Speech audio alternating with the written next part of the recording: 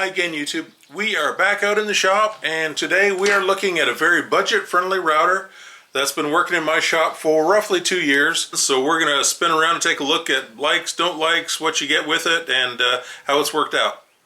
The router we're looking at today is the Skil RT1322. It comes as a combination with the fixed base and the plunge base and the motor unit. The motor unit is a 14 amp, 2.5 horsepower. It has a electronic speed control. So when you turn on the power, you have an indicator to show the power is on, and your display lights up. Your control, you have a set button here, which you can scroll through the different settings.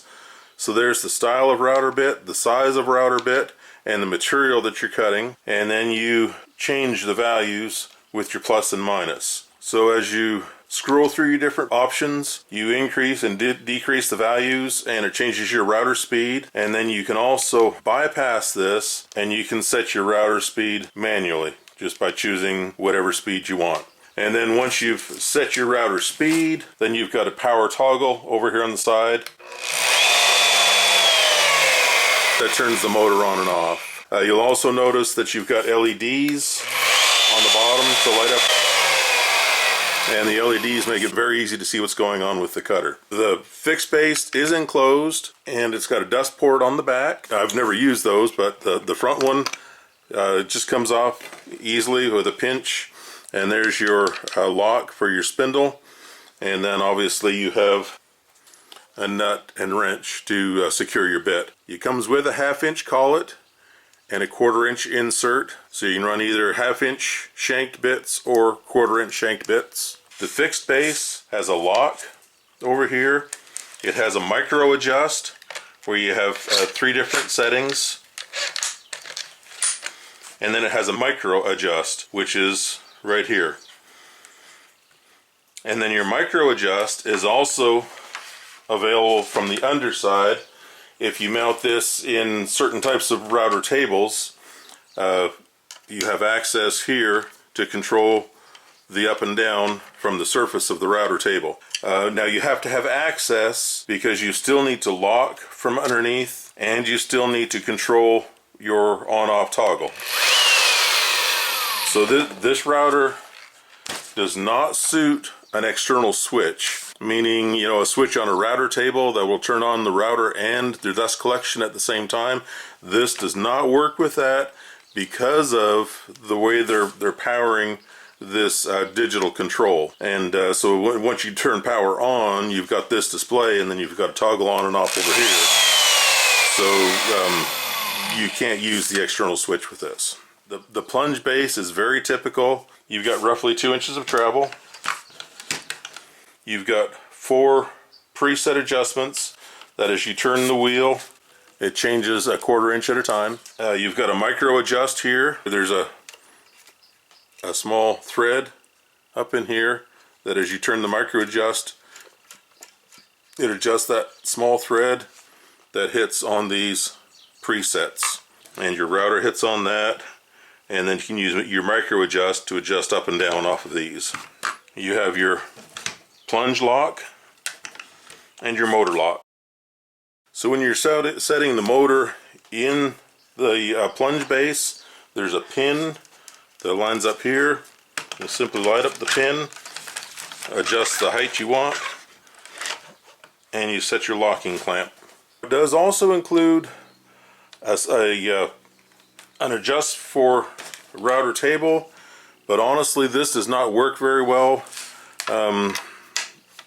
The way they've got this set up, it kind of binds. It's pulling on one side, and it kind of binds the springs, and so I do not recommend this as a router table base because it just doesn't adjust very well.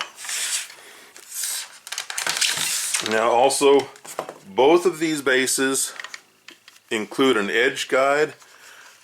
So they include, it's an edge guide that there's 2 bars that slide in here, plus the guide that rides the edge of the materials. But honestly, that goes in the trash with the packing materials. I've never liked those factory type edge guides, and so I don't even keep them. There's 2 little cami things over here on the side for locking that factory edge guide, and they're a pain, so they come off. There's a little spring clip over here. Just undo the spring clip and these little cami things will come off and get out of your way.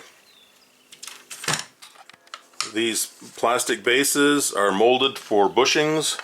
You simply drop the bushing in, tighten your nut from the bottom, and you're ready to go. Okay, so here on our test piece, we're just going to do a simple round over. So we've got a style of bit. We're under 1 inch, and we're doing hardwood. So the router has set our speed at 22,000 RPM.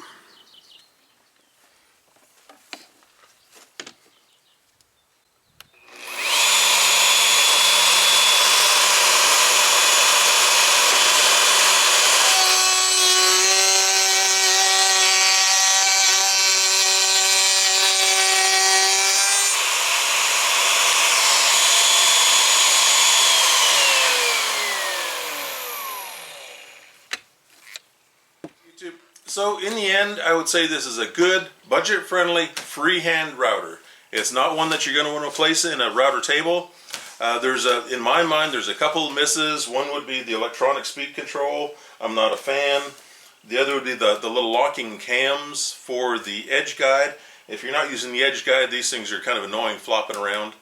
But really, that's it. Overall, it actually functions very well and fills a good role at a decent price. I hope this is good information for you. I hope you'll like and subscribe. And I've also put together an Amazon storefront with a list of budget-friendly shop essentials, and it'll be linked in the description or pinned on the video somewhere. And also, if you're using routers in your shop, you're probably making a lot of dust. So the Cyclone dust separator might be something to look at. And I've had it in my shop for a while, and it made a huge difference in my dust. I hope you guys have a great day, and I'll see you down the road.